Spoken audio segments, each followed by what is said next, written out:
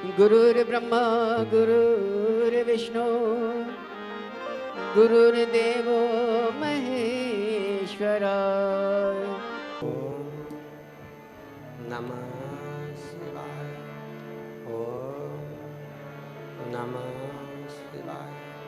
ओम नमः शिवाय। विश्वनाथ भगवान की जय। महाकालेश्वर भगवान की जय। ओंकारेश्वर भगवान की जय। उग्रेश्वर महादेव की जय। वैष्णो रानी माता की जय। हर हर महादेव। हर हर महादेव। हर हर महादेव। हर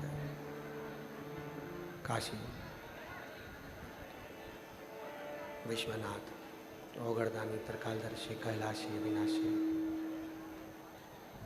भगवान शिव, जिनकी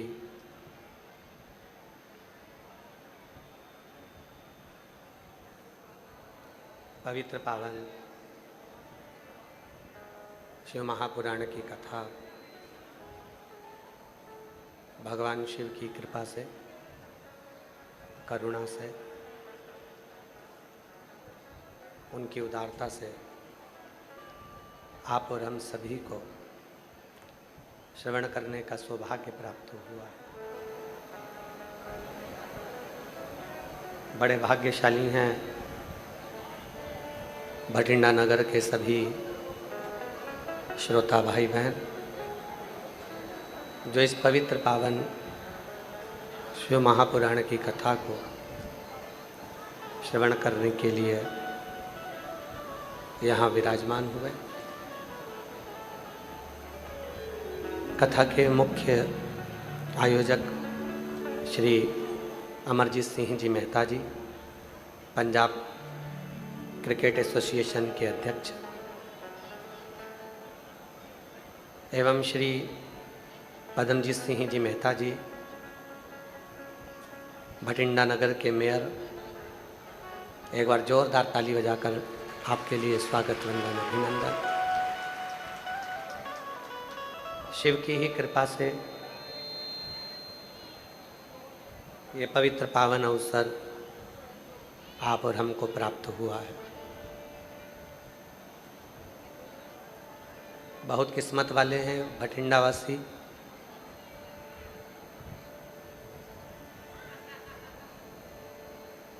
जो भगवान शिव की कृपा से किसी भी शहर में एक या दो से ज़्यादा शिव पुराण की कथा अभी तक नहीं हुई, पर पंजाब भटिंडा वालों ने कोई पुण्य बहुत ज़्यादा करा है, इसलिए यहाँ तीसरी बार शिव पुराण की कथा चल रही है। और इसका पूर्ण श्रेय मैं श्री अमरजीत सिंह जी मेहता जी, उनकी धर्मपत्नी, उनके पुत्र श्री पदमजीत सिंह मेहता जी, मेयर भटिंडा पंजाब से, उनकी पुत्री, उनके परिवार को देता हूँ, जो अथक प्रयास कर कर तीसरी बार भटिंडा पंजाब में ये शिव महापुराण की कथा को दिव्यता से कराए।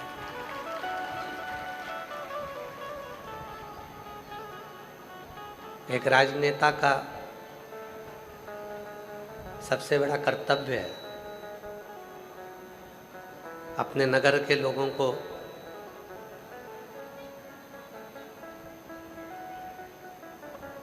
राष्ट्र के प्रति, देश के प्रति, प्रदेश के प्रति, क्षेत्र के प्रति, धर्म के प्रति जागरूक करना। और इसके लिए मैं भटिंडा क्षेत्र के मेयर श्री पदमजीत सिंह मेहता जी को बहुत बहुत साधुवाद देता हूँ, जिन्होंने सारी दीदियों के कहने पर, भटिंडा वासियों के कहने पर यह कथा, श्री अमरजीत सिंह जी को बहुत साधुवाद देता हूँ, जो तीसरी बार इस कथा की दिव्यता को आयोजित किया। एक बार जोरदार गर्जना करते हुए ताली की साधु। और तेरी कृपा बिना न हिले एक भी लेते हैं से तनो तनो। बखान क्या करूं मैं लाखों के ढेर का, चपटी बहुत मेरे खजाना कुबेर का। हे गंगाधार मुक्ति द्वार ओमकार तू, भोले ओमकार तू। आयो शक्ति हरि शंभु तार तार तू।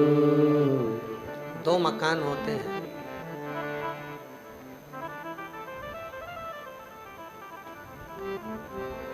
एक मकान चौराहे पर होता है, शहर में होता है, नगर में होता है, अच्छी जगह पर होता है। और दूसरा मकान किसी गली में, शहर के बाहर, कोई नगर के बाहर, कोई गांव के बाहर।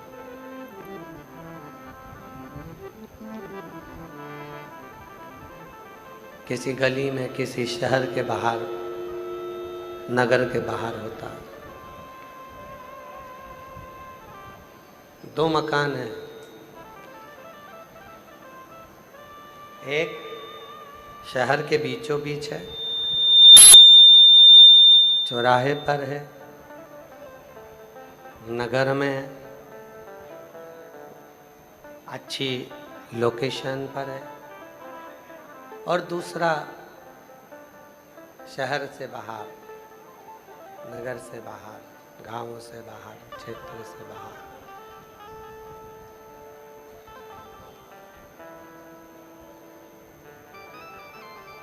आवाज नहीं आ रही है कि एलईडी नहीं चल रही? आवाज नहीं आ रही है?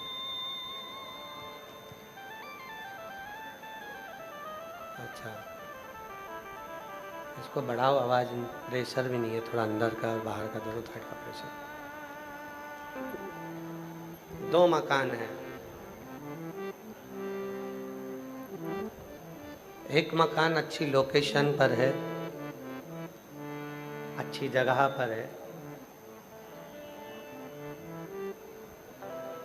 शहर के अंदर है, चौराहे पर है। बाहर की आवाज बढ़ाओ भाई, इतना भी ढोंड थोड़ी ना चल रहा है कि लोग पूरी ढोंड वाले ही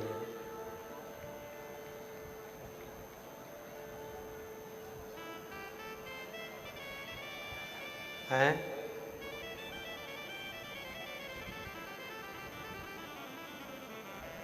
दो मकान हैं,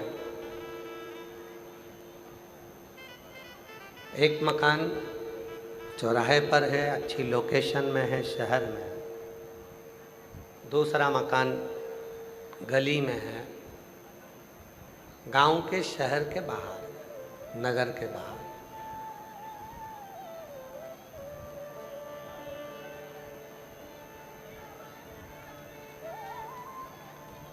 नगर के बाहर। अब हम आपसे पूछें कि कौन से मकान की कीमत ज़्यादा रहेगी? जो चौराहे पर है, शहर के अंदर है, नगर में है, उसकी कीमत ज़्यादा है, या जो गली में है, शहर के बाहर है, नगर के बाहर है, उसकी कीमत ज़्यादा? कीमत किसकी ज़्यादा है? जो शहर के अंदर, जो नगर के अंदर है। जो शहर के अंदर है, नगर के अंदर है, चौराहे पर है, उसकी कीमत ज़्यादा होती है। जो बाहर है, नगर के बाहर, गांव के बाहर, खेड़े के बाहर, शहर के बाहर, गली में, उसकी कीमत कम। एक मनुष्य वो होता है जो संसार के सारे बेकार कर्म में डूबा रहता है, और एक मनुष्य वो होता है जो भगवत भजन में डूबा रहता है, स्मरण में डूबा रहता है। शिव कथा कहती है भगवान शंकर का चरित्र कथा है, शिव महापुराण की कथा कहती है, भगवान शंकर की कथा श्रवण करने वाला, गुरु के चरणों में मत्था टेकने वाला, भगवत स्मरण में डूबने वाला, भगवत मंत्र का जाप करने वाला, भगवत नाम का स्मरण करने वाला, वो कीमत वाला हो जाता है जिसको कोई साधारण व्यक्ति समझ नहीं सकता, जिसको कोई साधारण व्यक्ति नहीं समझ सकता। तुम्हारे दरवाजे पर पहुंचने के बाद मेरी कीमत क्या है? शिव महापुराण की कथा में पहले भी वर्णन किया, आज फिर करते हैं। मक्खी किराने की दुकान पर बैठी, उसकी कोई कीमत नहीं है। मक्खी सब्जी पर जाकर बैठी, उसकी कोई कीमत नहीं है। मक्खी शक्कर पर जाकर बैठी, उसकी कोई कीमत नहीं है। मक्खी फल पर जाकर बैठी, उसकी कोई कीमत नहीं है। पर मक्खी जब हीरा तुल रहा हो और उस हीरे पर जाकर बैठ जाए तो मक्खी की कीमत भी करोड़ों में हो जाती है, लाखों में। मक्खी की कीमत कब बढ़ी? जब वो हीरे पर जाकर बैठ गई। जब तक मक्खी हीरे पर नहीं बैठी थी, सब्जी पर बैठी थी, तो मक्खी की कोई कीमत नहीं थी। फल पर जाकर बैठी थी मक्खी, कोई कीमत नहीं थी। पर वही मक्खी जब हीरा ज्वेलरी की दुकान पर, जेवर वाले की दुकान पर तुल रहा हो और उस हीरे पर मक्खी बैठ जाए तो मक्खी भी करोड़ों की हो जाती है, लाखों की हो जाती है। मक्खी ये आप पर और हम पर निर्भर करता है। ये अपन पर निर्भर करता है कि अपन कहां बैठे हैं। तुमरुका जी कथा कर रहे हैं, चंचुला देवी कथा श्रवण कर रही है। चंचुला दी ने कहा, तुमरुका जी, मेरे पति प्रेत योनि में पड़े हुए हैं। मेरा पति बिंदु प्रेत योनि में पड़ा हुआ। मेरा पति बिंदु प्रेत योनि में पड़ा हुआ है और हम यहाँ आपके सम्मुख में बैठकर कथा को श्रवण कर रहे हैं। मेरा पति तो प्रेत है, वो प्रेत योनि में चला गया, प्रेत योनि में पड़ा हुआ। तुमरुका जी मुस्कुराकर बोले, चंचुला, तुम्हारा पति प्रेत योनि में था, पर जब से शिव महापुराण की कथा में तुम्हारा पति आकर बैठा है, तब से वो प्रेत योनि में नहीं, देव योनि में आ गया है और भगवान शंकर की शरणागति में आ गया। वो प्रेत योनि में था पर अब नहीं। वो प्रेत योनि में था पर अब नहीं। अब वो शिव की शरण में आकर, भगवान शंकर की शरण में आकर कथा को श्रवण कर रहा है और वो देव योनि में आ गया। देव शिव कथा कहती है, भगवान शंकर का चरित्र कहता है, शिव महापुराण की कथा कहती है। आप जब तक संसार के लोगों में पड़े हुए हो, आपकी कोई कीमत नहीं, पर जिस दिन आप भगवान शिव के इस पवित्र शिव महापुराण की कथा में आकर बैठ गए, समझ लेना कि आपकी कीमत करोड़ों में हो गई। आप कोई साधारण व्यक्ति नहीं, साधारण नहीं।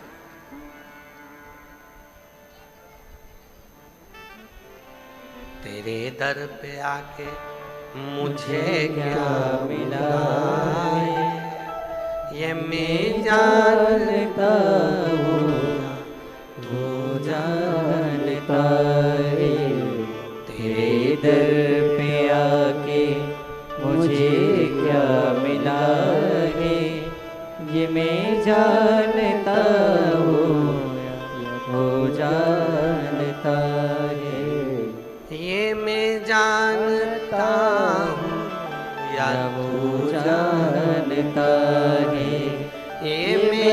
जानता हो या वो जानता है, तेरी चौखट पे आके मुझे क्या मिला है, ये मैं जानता हो या या वो जानता है। तेरे दरवाजे से कोई खाली नहीं गया और ये मैंने अनुभव किया।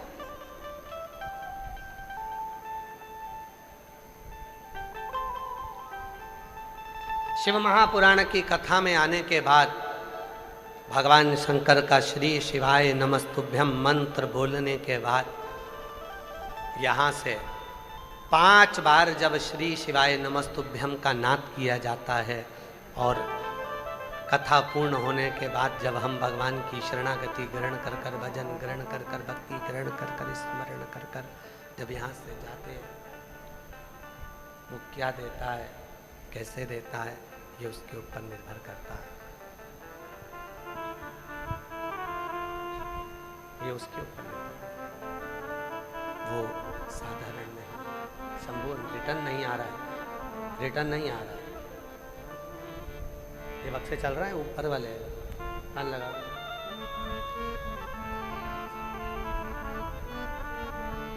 यहाँ पहुँचने के बाद, शिव महापुराण की कथा में आने के बाद, शिव कथा को श्रवण करने के बाद क्या देगा, कैसे देगा, क्या प्रदान करेगा, ये वही जानता है। ये उसी के ऊपर निर्भर करता है।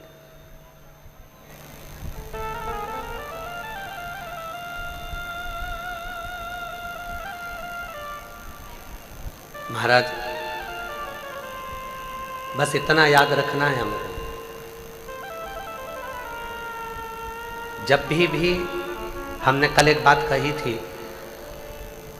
गुरुद्वारे में जाओ तो अपने अभिमान को घर छोड़कर जाओ, मंदिर में जाओ तो अपनी अभिमत्ता को घर छोड़कर जाओ।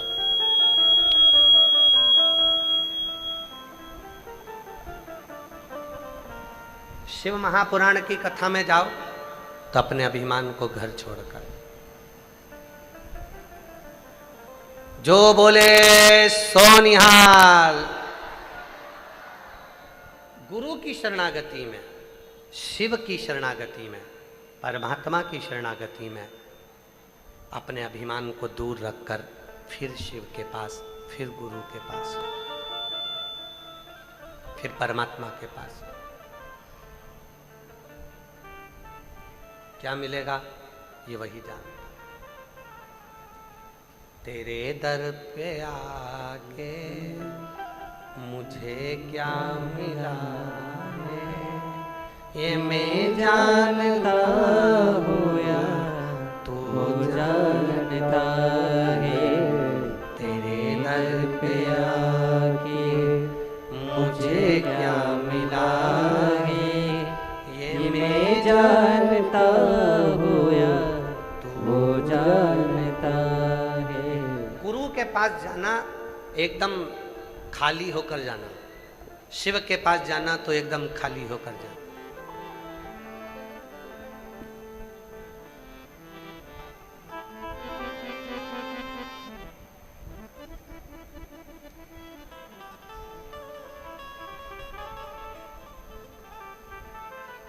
खाली होकर।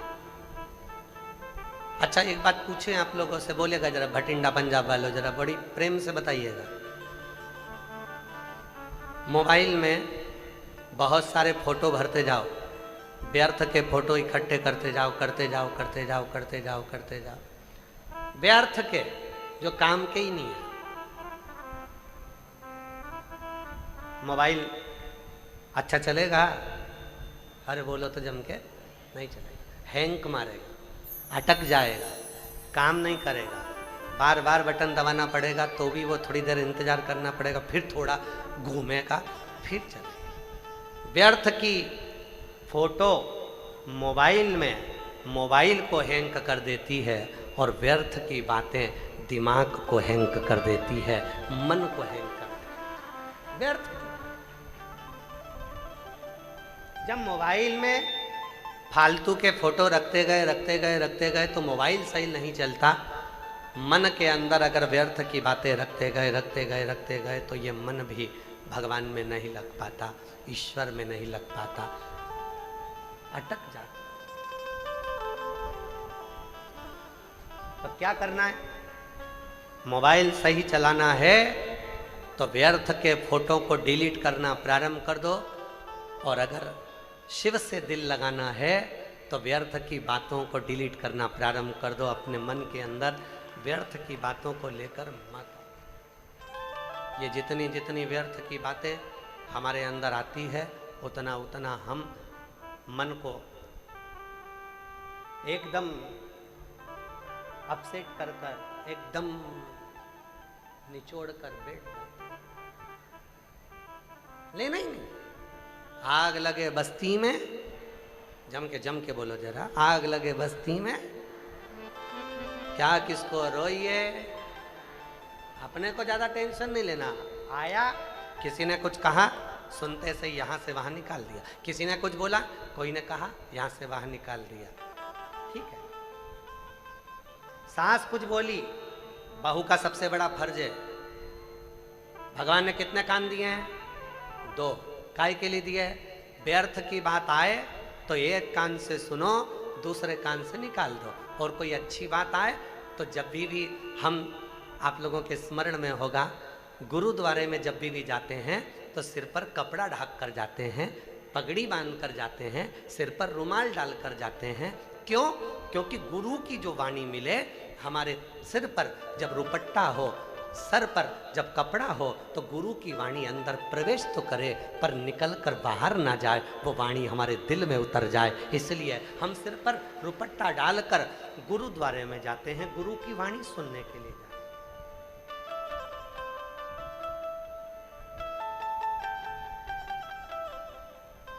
हम गुरु की वाणी सुनने के लिए जाते हैं तो सिर पर कपड़ा डालकर जाते हैं, पगड़ी बांध कर जाते हैं। गुरु की वाणी मिले, गुरु के शब्द मिले, पर वो बाहर ना निकले, हमारे भीतर उतर जाए। और व्यर्थ की बात मिल जाए, तुरंत डिलीट करो। सास ने कोई व्यर्थ की बात कह दी, पलट कर जवाब नहीं देना, डिलीट कर देना। ससुर ने कुछ कह दिया, व्यर्थ की बात कह दी, डिलीट कर दो। बहू ने कुछ कह दिया, सास को डिलीट कर दो। पति को कुछ कहा, डिलीट करो। पति ने कुछ कहा पत्नी से, डिलीट करो। ये जितना अगर तुम इसको रखते जाओगे, मैं शादी कर कर आई थी और मेरे घर के लोगों ने ऐसा बोला था, मैं ऐसा कर कर आई थी, उन्होंने ऐसा कहा था, मकान के मुहूर्त में ऐसा बोल दिया था, फैक्ट्री के मुहूर्त में ऐसा बोल दिया था, हम रखते गए, फिर जैसे फोन हैंग मारने लगता है, उसी तरह ये दिमाग भी हैंग करने लगता है, ये मन भी विचलित होने लगता है। डिलीट करना सीख लो। सबसे सुंदर तरीका है, मोबाइल सही चलाना है तो डिलीट करना सीखो,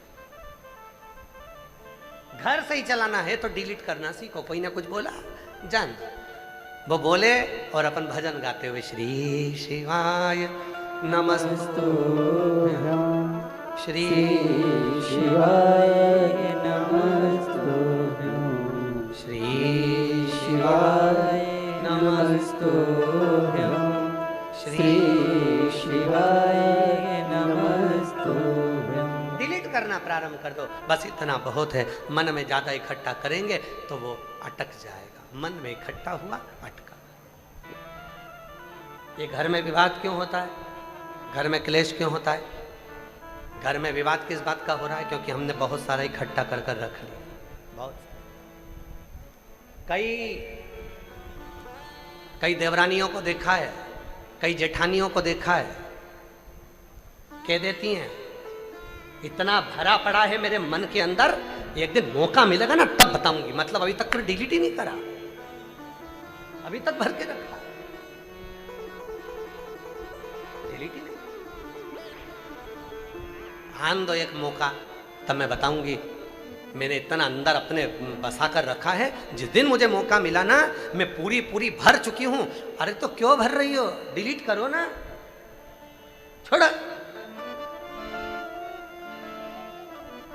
भगवत भजन में लग जाओ। बोलने वाला बोलता रहेगा, कहने वाला कहता रहेगा, और आप अपना स्मरण करते चलो।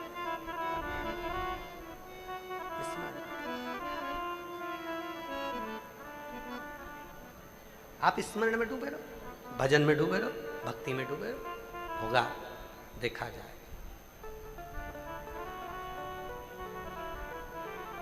चित्त को परमात्मा में लगाना जरूरी है।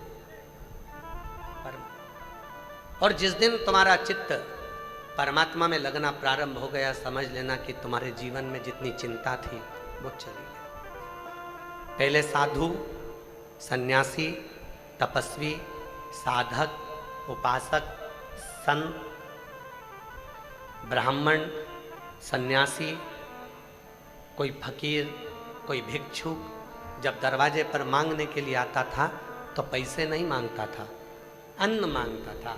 आटा दे दो, चावल दे दो, रोटी दे दो, भोजन दे दो।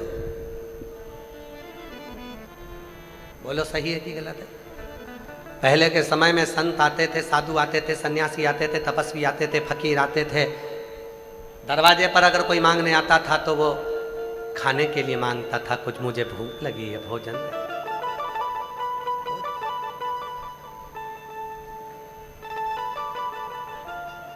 क्यों? किस लिए? घर का जो अन्न होता है, उस घर के अन्न में दो चीजें होती है। थोड़ा सावधानी से सुनिएगा कथा को। घर के अन्न में दो चीजें होती है, एक होती है चिंता और दूसरी होती है शांति। बोलो क्या क्या चीज होती है? पहले नंबर पर चिंता, दूसरे नंबर पर शांति। घर के अन्न में, भोजन में दो चीजें होती है, एक होती है चिंता, दूसरी होती है शांति। शांति। संत, साधु, गुरु, सन्यासी, तपस्वी, साधक, उपासक भिक्षा मांगने के लिए जब हमारे दरवाजे पर आते हैं और हमसे कहते हैं मुझे खाने का कुछ दे दीजिए, भूख लग रही है, भोजन दे दो मुझे, तब अंदर से दो रोटी, कुछ भाजी, कुछ आटा, कुछ चावल, जो तुम्हारे यहाँ पर हो, थोड़ा सा लाकर उस संत, साधु, सन्यासी, तपस्वी, साधक, उपासक को दे देना चाहिए। क्यों? वो हमारे घर से केवल अन्न लेकर नहीं जाता। जब कोई संत, कोई साधु, कोई सन्यासी, कोई तपस्वी, कोई साधक, कोई हमारे दरवाजे पर मांगने के लिए अन्न आता है तो हमारे घर की पूरी चिंता को लेकर चले जाता है और हमें चिदानंद में भगवान की अविरल भक्ति में डुबो जाता है। चिंता। संत केवल तुम्हारे दरवाजे का भोजन नहीं कर रहा है, साधु केवल तुम्हारे दरवाजे की रोटी नहीं खा रहा है, सन्यासी, तपस्वी, साधक, उपासक केवल तुम्हारे दरवाजे की रोटी या सब्जी नहीं खा रहा है। संत, साधु, सन्यासी, तपस्वी, साधक, उपासक तुम्हारी चिंता को लेकर वो भी समाप्त कर देता है।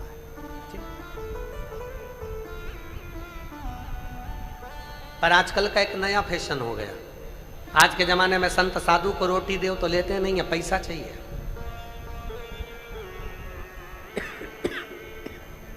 धन चाहिए, और धन भी अगर 5 रुपए दे दो तो गाली देकर चले जाए। 10 रुपए दो, 20 रुपए दो, 50 का नोट दो, 100 का नोट दो, थोड़ा बहुत तो चाहिए ही नहीं। क्योंकि असली साधु है ही नहीं। असली जो सन्यासी होता है, असली जो संत होता है, उसको तो थोड़े से दरवाजों पर जाकर अन्न की भिक्षा मांगना होती है और वो भिक्षा मांग कर पाकर अपने उदर की तृप्ति कर कर चल देता है। उसको तुम्हारे वैभव से, उसको तुम्हारे धन से कोई मतलब नहीं। उसको धन से मतलब ही नहीं, उसको तुम्हारे वैभव से मतलब ही।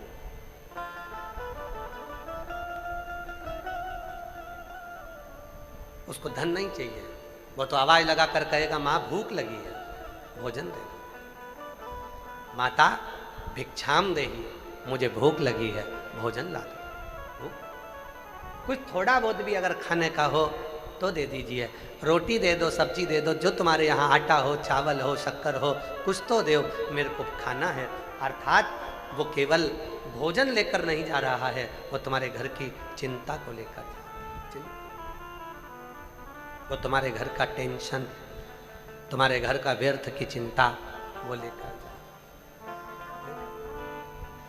घर के अन्न में दो चीजें होती है, एक चिंता, एक शांति।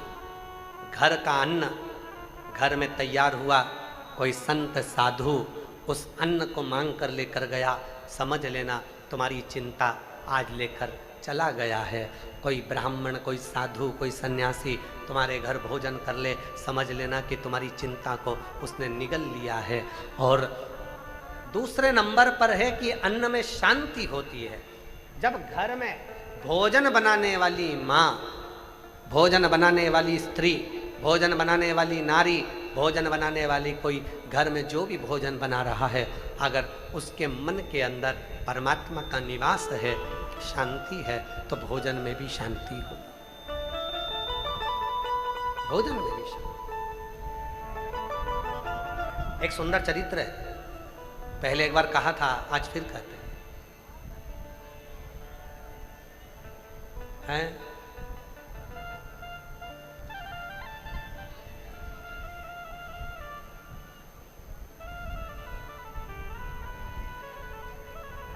एक सुंदर सी कथा है, बड़ी सुंदर।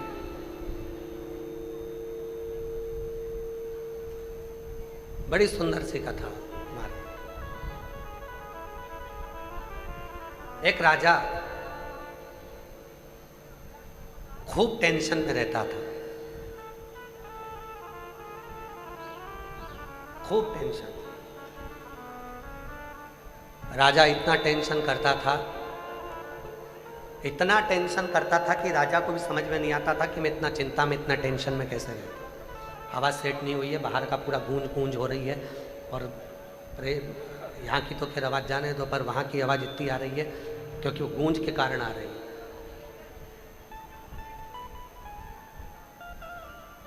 राजा इतना टेंशन में रहता था कि राजा को भी समझ में नहीं आता था कि मुझे इतनी चिंता क्यों, इतना टेंशन। इधर की आवाज खोल दो। राजा को समझ में नहीं आता था कि मैं इतना टेंशन में क्यों। राधा ने अपने मंत्रियों को बुलाया, पूछा कोई विद्वान ज्योतिष आचार्य को लेकर आओ, पूछो कि मेरे मन में इतनी अशांति क्यों रहती है। किसी ज्योतिष आचार्य ने कहा तुम्हारे ग्रह बेकार चल रहे हैं,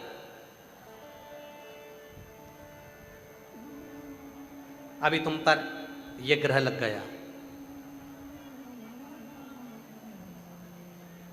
फिर किसी दूसरे को बुलाया, उसने कहा कि तुम एक काम करो कि तुम्हारे अभी समय बेकार चल रहा है, ये नग पहन।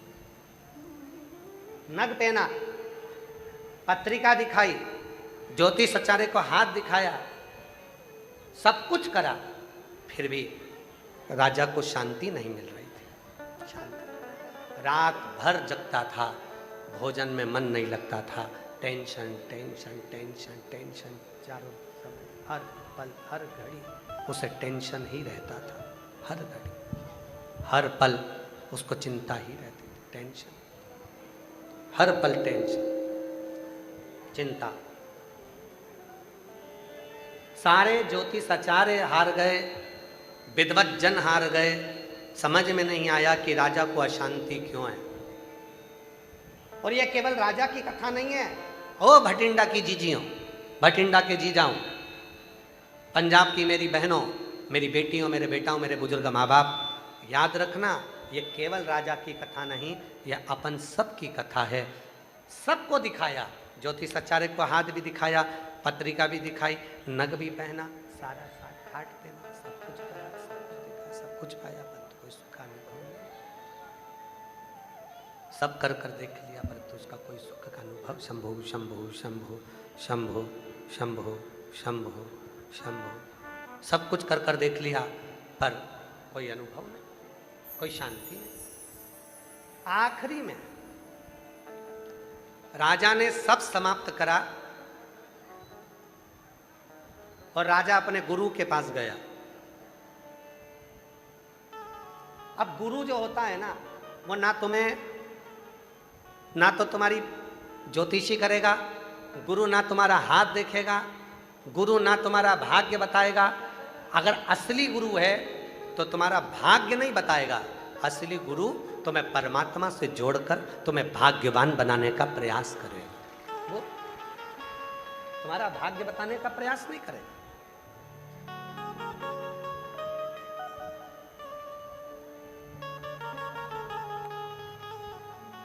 आप लोगों को मालूम होगा कि हम किसी से मिलते नहीं हैं, मालूम है ना आप लोगों को, हम मिलते नहीं।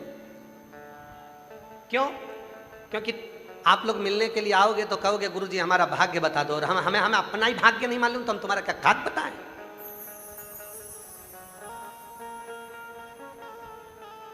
हम तुमसे नहीं मिलते, आपको बुरा लगे भला लगे कैसा भी लगे, पर हम किसी से नहीं मिलते। लोग कहेंगे गुरुजी हमारी पत्रिका देख लो, हमारा हाथ देख लो, हमारा भाग्य बता दो, ये बता दो मैं क्या करूं। भैया हमको ही नहीं मालूम हमारा खुद का, तो हम तुम्हारा क्या खाक बताएं, हमें नहीं। असली गुरु का सबसे बड़ा फर्ज यही है, वो किसी का भाग्य नहीं बताता, पर इतना जरूर है वो भगवान की शरणागति में लगाकर उसके भाग्य को बदल देता है, उसके भाग्य को बदलने में कारगर असली गुरु है।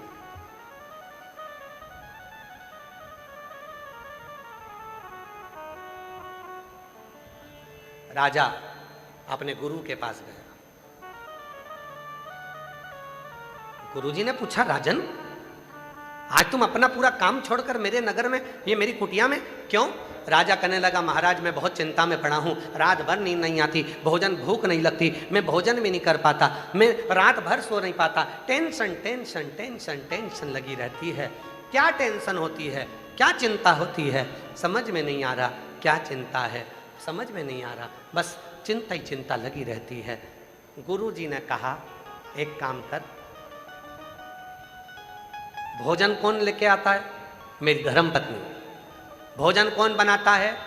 भोजन बनाने वाली एक दासी रखी है, भोजन बना। गुरु ने कहा वो भोजन बनाने वाली जो है उसको बुला, उससे पूछ तेरे घर में कोई परेशानी तो नहीं है। राजा ने भोजन बनाने वाली को बुलाया, पूछा तुम्हारे घर में कोई तकलीफ है क्या? उस भोजन बनाने वाली ने कहा बारिश आने वाली है, मेरा ऊपर का छत पूरा टूटा हुआ है, पिछले वर्ष भी पानी टपकता रहा, पूरा घर गीला हो जाता था, बच्चों को खाने को नहीं मिलता था, वो चिंता मेरे दिमाग में रात दिन चलती है। बस राजा को समझ में आ गया ये दासी भोजन बनाती है, चिंता करते करते भोजन बनता है तो मैं भी चिंता में पड़ जाता हूँ। राजा ने उसी दिन दासी का मकान बनवा दिया, चिंता खत्म हो गई, राजा का चिंता भी समाप्त हो गई, नींद भी आने लगी, भोजन में भी सुख होने लगा, सारा सुख राजा को मिलने लगा, शांति हो गई। भोजन, घर में जो भोजन बनता है उसमें दो चीजें होती है, एक चिंता एक शांति। घर के भोजन में दो चीजें हैं, एक चिंता है एक शांति। असली गुरु उस चिंता को मिटाने का जो जड़ है उसको ढूंढता है। एक पत्र अच्छा है, देखिए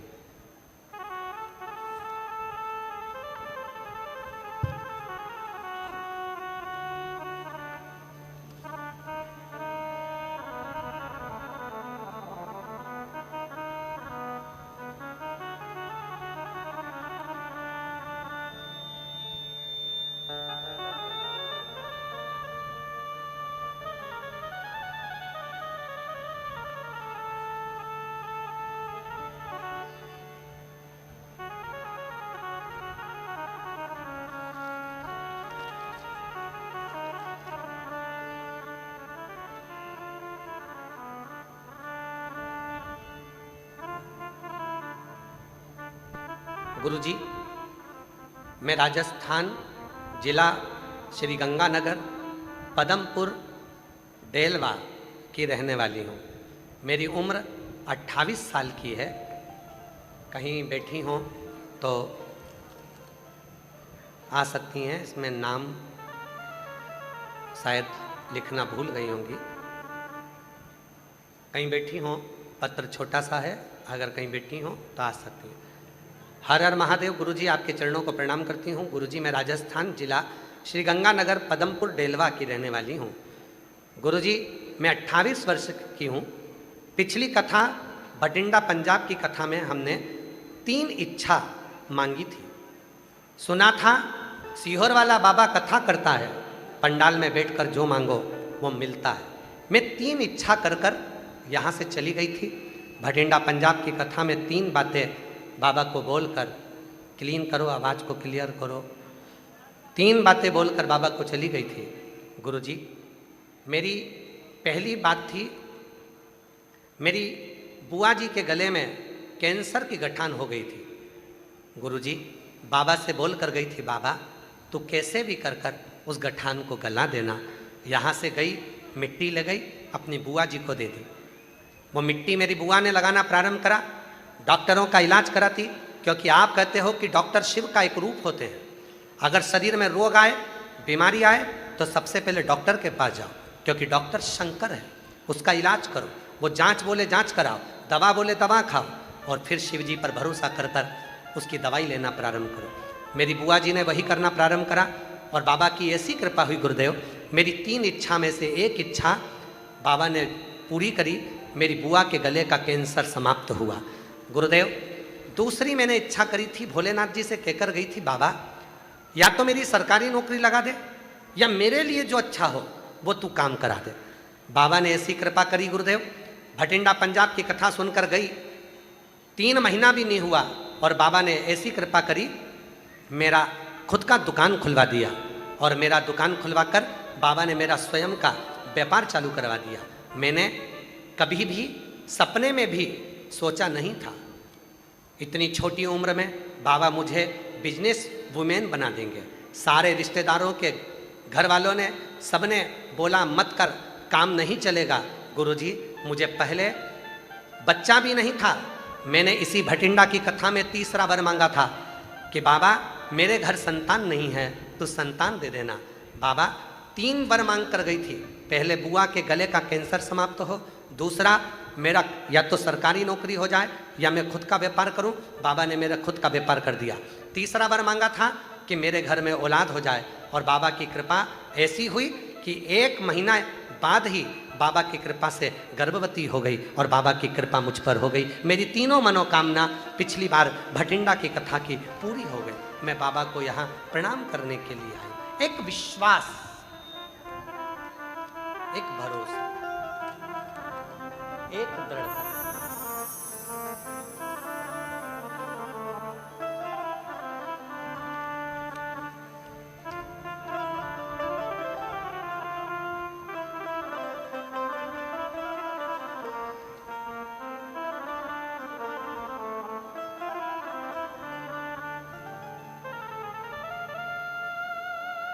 बेटी ने लिखा है किसी ने, आज फादर्स डे है और भोले बाबा जी मेरे पिताजी हैं, इसलिए उसने एक सुंदर ग्रीटिंग बनाकर भेजा है। सुंदर बना। और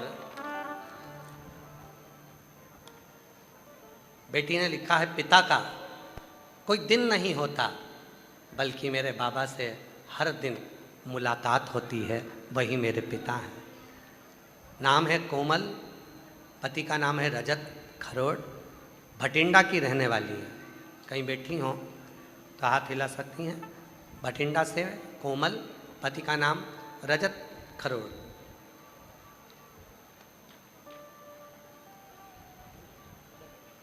कहाँ है? हाथ हिला। आ जाओ आ जाओ, जिस बेटी ने ये पत्र लिखा है। और जो जैसी भावना वो वैसा ही फल पाया, नहीं खाली उसे लौटाया, वो मन ही मन हर्षाया, और कर दिया माला माल काशी वाले ने, लुटा दिया भंडार काशी वाले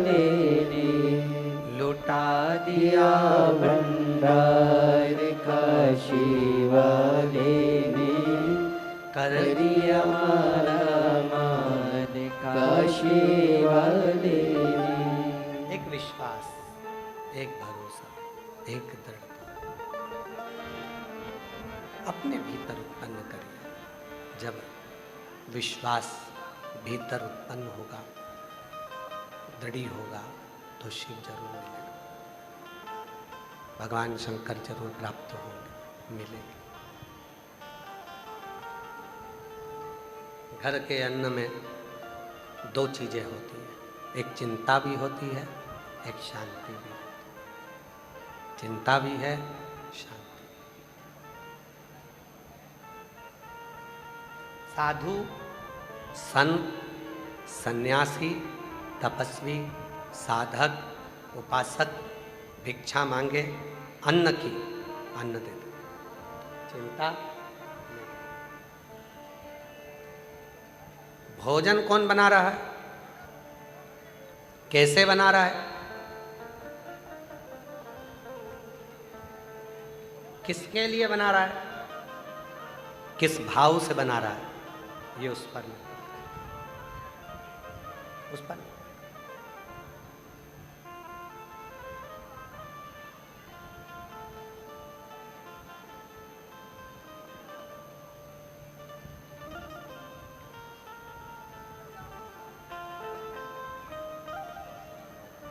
एक बार नांदेड़ में कथा थी।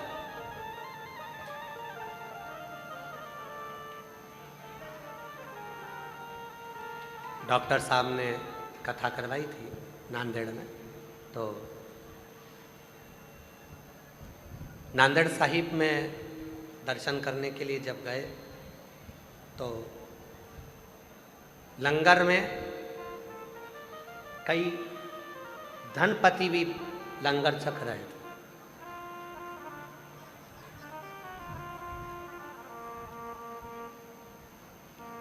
किसी से पूछा कि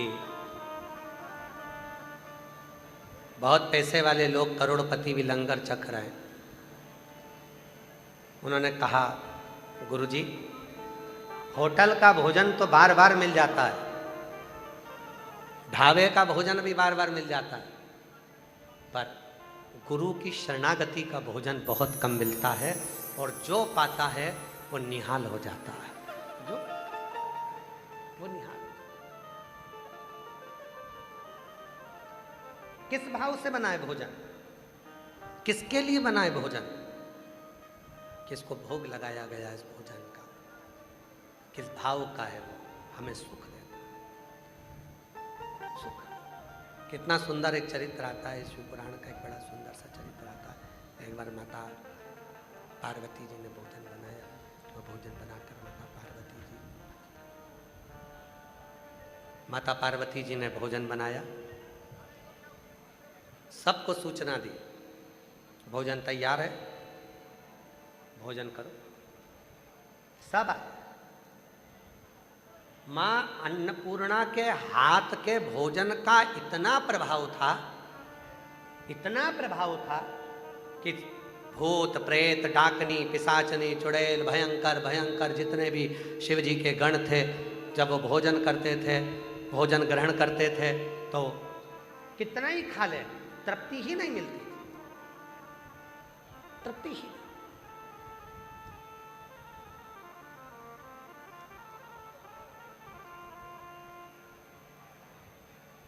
एक बेटे से पूछा जाए ना कि सबसे अच्छा भोजन किसके हाथ का लगता है, भले वो झूठ बोलेगा कि मेरी पत्नी अच्छा भोजन बनाती है, झूठ बोलेगा, पर सही में उससे पूछा जाए कि सबसे अच्छी दाल सब्जी पराठा अगर कौन बना सकता है, तो चुपचाप से कान में आकर कह देगा, मेरी मम्मी बना सकती है, मेरी मम्मी।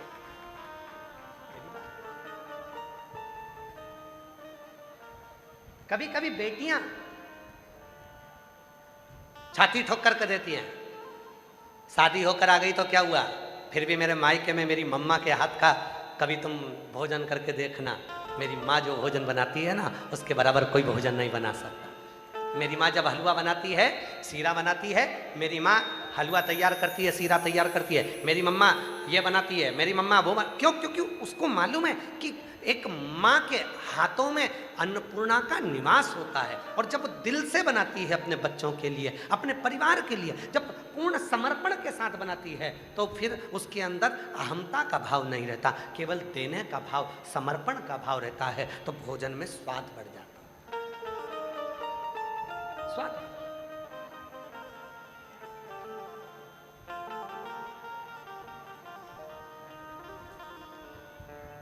शिव कथा कर रही है, भगवान शंकर का चरित्र कर रहा है। शिव महापुराण की कथा कहती है कि शिव तत्व की प्राप्ति, अन्न के दो भाग हैं, एक उसमें चिंता भी है, एक उसमें शांति भी है।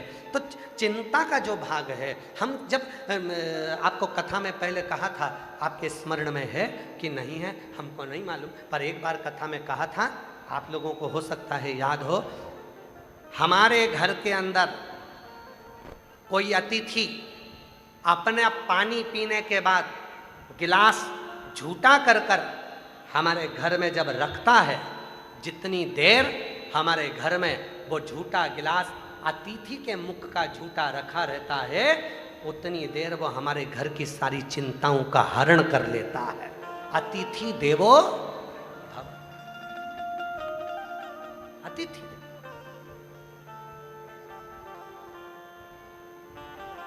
पर एक आज का जमाना है, जरा से अतिथि आ जाए, मेहमान आ जाए, जरा से लोग आ जाएं तो लोगों के मन में बड़ा हो जाता है, बताओ इतने लोग आ गए, इनको भोजन कैसे कराऊंगी, कैसे बनाया जाएगा, कैसे खिलाया जाएगा, क्या करा जाए, क्या करा जाए। तो समझ में नहीं आता, समझ ही नहीं आता। विश्वास प्रबल।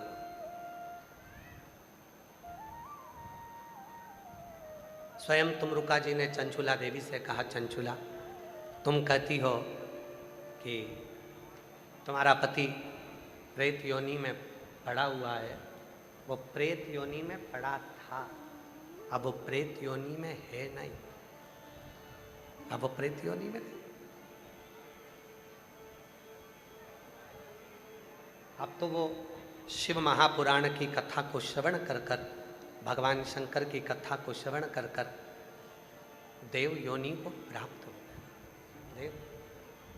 इसीलिए जितने भी शिव महापुराण की कथा में जो भी बैठे हुए हैं, जो कथा को श्रवण करने के लिए आए हैं, जो भगवान शंकर की पवित्र कथा को श्रवण कर रहे हैं, जो अपने भीतर शंकर भगवान की पवित्र कथा का स्मरण कर रहे हैं, याद रखना, अगर दुनिया के लोग तुम्हें गाली दे रहे हैं, दुनिया के लोग अपशब्द कर रहे हैं, दुनिया के लोग ताना दे रहे हैं, दुनिया के लोग आड़ा टेढ़ा कर रहे हैं, कहने दो। पर आज कथा श्रवण करने के बाद तुम्हारे चित्त में ये लेकर आ जाना कि हम कोई साधारण नहीं है, जो भगवान शंकर ने अपनी कथा में हमको बुलाया, बिठाया और कथा का रसतत्व ग्रहण कराया। आवाज़ सेट नहीं हो रही है, अंदर की आवाज़, बाहर की आवाज़ तो इतनी गूंज के आ रही है कि अंदर की आवाज़ को समझ ही नहीं आ रही। यहाँ पर एक जनी आकर यहाँ सुनो तो सही, बाहर की पूरी चोंगे जैसी आवाज़ यहाँ आ रही है।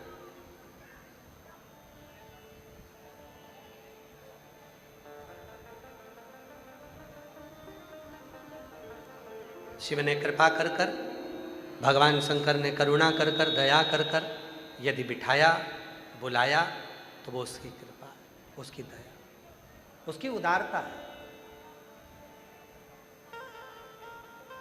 बिना कृपा के वो बुलाता ही नहीं है। एक पत्र है, अच्छा है,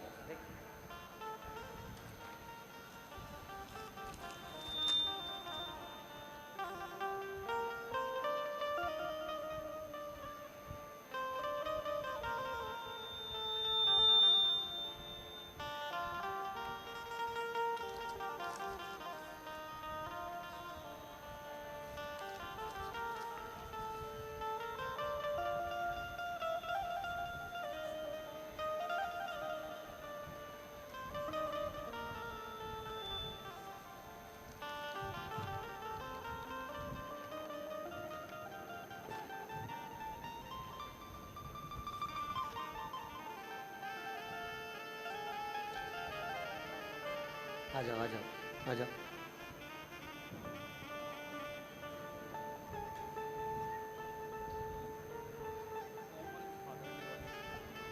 होते क्यों, अच्छा पत्र भेजा बेटा।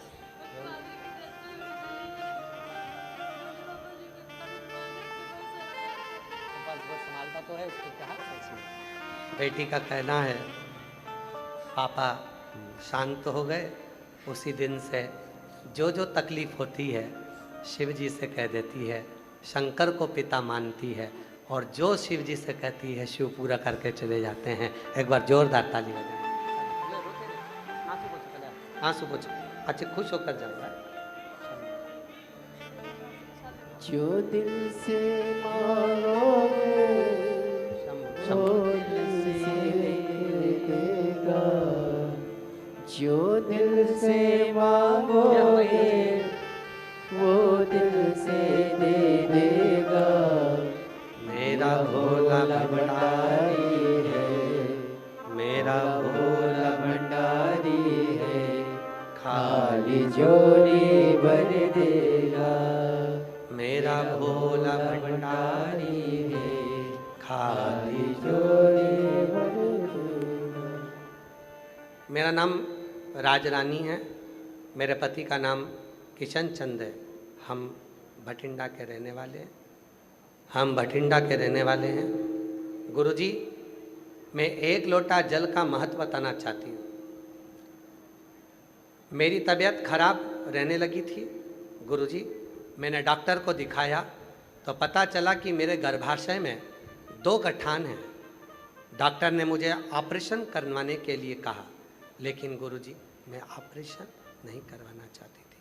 गुरुजी, फिर एक दिन मेरी देवरानी ने आपकी कथा के बारे में बताया। फिर गुरुजी हमने आपकी कथा को सुनना शुरू किया और गुरुजी हम सीहोर भी गए और वहाँ से रुद्राक्ष लिया। कंकर शंकर की पूजा करके एक कंकर शंकर घर ले आए। फिर हम हर रोज रुद्राक्ष जल शिव जी को चढ़ाती और आचमन कराती और मैंने एक बेलपत्र और एक 7 रुपये वाला उपाय भी किया और शिव जी की कृपा ऐसी हुई कि मेरी दोनों गठान गल गई। अब मैं बाबा को यहाँ पूर्ण तरह से ठीक हो गई और बाबा को यहाँ धन्यवाद देने के लिए आई हूँ। गुरुजी, मैं राजरानी, पति का नाम किशन चंद है। हम भटिंडा पंजाब के ही रहने वाले। कहीं बैठी हैं क्या? कहीं बैठे हों तो हाथ हिला सकती हैं और आ सकती हैं। एक पत्र और बड़ा सुंदर है। मेरा नाम राजबाला है, मेरे पति का नाम सावरमल। शंभो शंभो शंभो शंभो, गला पकड़ रहा है बाबा। शंभो शंभो शंभो शंभो शंभो शंभो शंभो। मेरा नाम राजबाला है, मेरे पति का नाम सावरमल सैनी है, गोत्र दैया। मेरे गांव 22 NTR, तहसील नोहर, जिला हनुमानगढ़ के निवासी हैं। एक लोटे जल का मैं क्या बखान करूं। मेरा बेटा 7 साल से सरकारी नौकरी का प्रयास कर रहा था, वह सफल नहीं हुआ। बहुत कोशिश करी पंडित जी की, कोई भी दिखलाया परंतु समाधान नहीं मिला। फिर मैंने आपकी कथा सुनना प्रारंभ करा, एक लोटा जल भोले बाबा को चढ़ाना प्रारंभ किया। पंडाल में पहली कथा सिरसा हरियाणा में 2024 में सुनी और बाबा से प्रार्थना करी। मेरे बेटे को लेकर मैं भटिंडा की कथा में भी आई। बेटे ने यहाँ पर बैठकर बाबा से सरकारी नौकरी मांगी और बाबा की ऐसी कृपा हुई गुरुदेव कि मेरे बेटे का सिलेक्शन 2025 में बैंक में हो गया और आज मेरा बेटा सरकारी बैंक में नौकरी कर रहा है। मैं बाबा को यहाँ धन्यवाद देने के लिए आई हूँ, बाबा को प्रणाम करने आई। कहीं बैठी हो राजबाला, कहीं बैठी हो तो आ सकती हैं।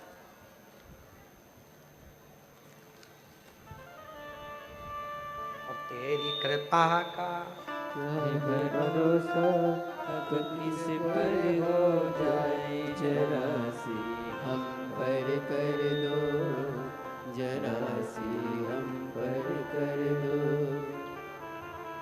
तेरी कृपा का क्या है भरोसा, अभी ठीक है, किस पर इसको हो जाए जरा सी हम पर कर दो, जरा सी हम पर कर दो। 2 गठान हो गई थी गर्भाशय में, डॉक्टर ऑपरेशन का कहे थे। माँ ने हिम्मत नहीं हारी, यही भटिंडा की कथा को श्रवण किया और बाबा पर भरोसा कर जल चढ़ाना प्रारंभ किया। आज पूर्ण तरह से स्वस्थ होकर आई है। एक बार जोरदार ताली बजाओ साहब।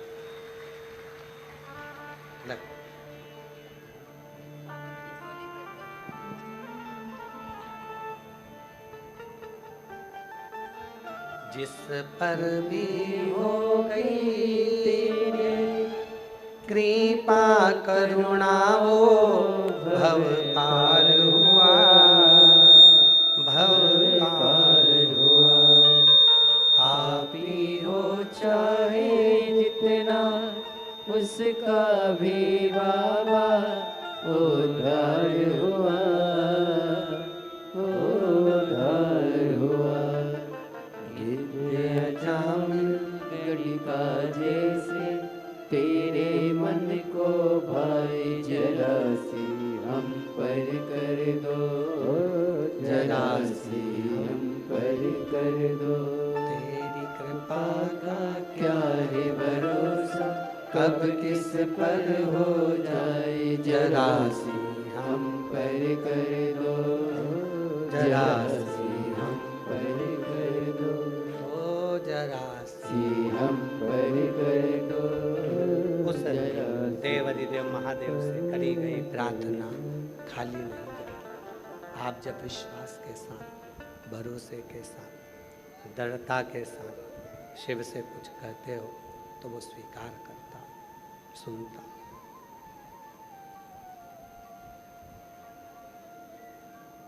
कल कथा में अपन ने श्रवण करा था सती मैया का शिवजी के साथ विवाह।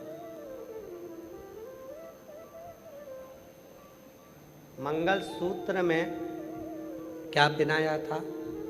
जम के बोलो, रुद्राक्ष।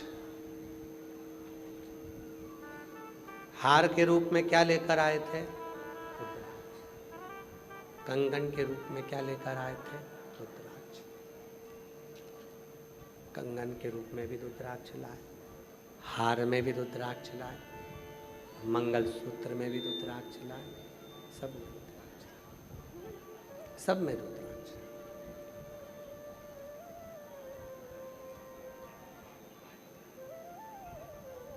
और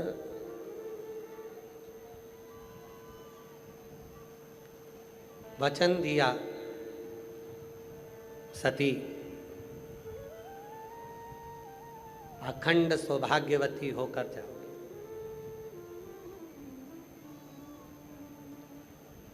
पहली बार घुमाने के लिए सती माता को भगवान शंकर लेकर गए कुंभज ऋषि के आश्रम। पहली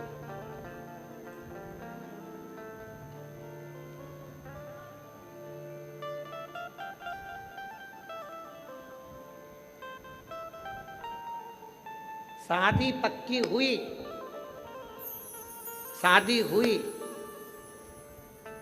और शिवजी माता सती को लेकर गए कुंभज बाबा के आश्रम में कथा सुनाने के।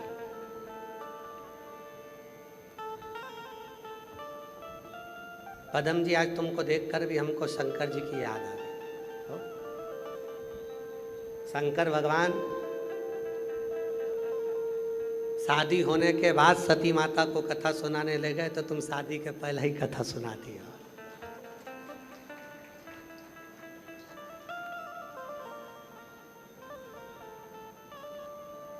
पहले ही कथा सुना महाराज। तो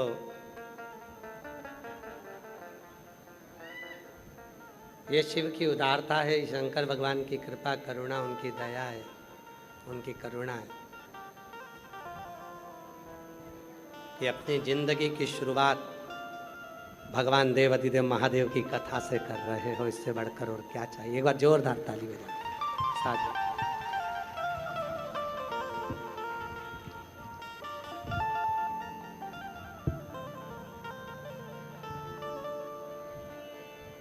शिव कथा कहती है, भगवान शंकर की कथा कहती है, भगवान शंकर का चरित्र कथा है, शिव महापुराण की कथा कहती है। सती मैया को लेकर भगवान देवाधिदेव महादेव भगवान शंकर कुंभज बाबा के आश्रम में गए और भगवान कुंभज ऋषि कथा कहना प्रारंभ करे। यहां शिवजी सती माता कुंभज ऋषि को प्रणाम करे, उससे पहले कुंभज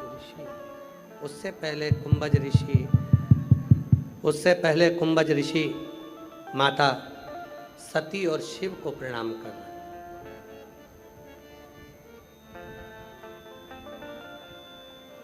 कुंभज ऋषि सती और शिव को प्रणाम कर रहे।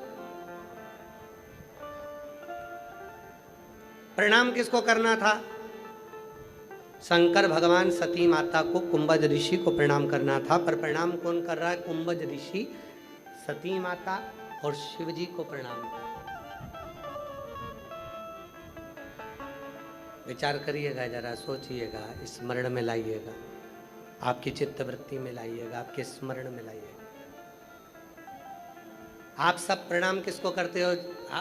आए कथा करने वाला जो आता है तो लोग कथाकार को प्रणाम करते, बाबा जी हर हर महादेव, श्री शिवाय नमस्तुभ्यं।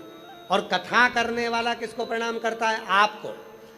कथा करने वाला कथा सुनने वाले को प्रणाम करेगा। क्यों करेगा? क्योंकि कथा बाचने वाले से ज्यादा बड़ा होता है कथा सुनने वाला।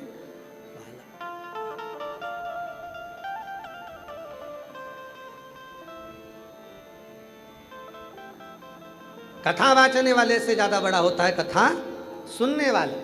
बाचने वाला तो आया है तो 7 दिन कथा बाचेगा, सुनने वाला कितना?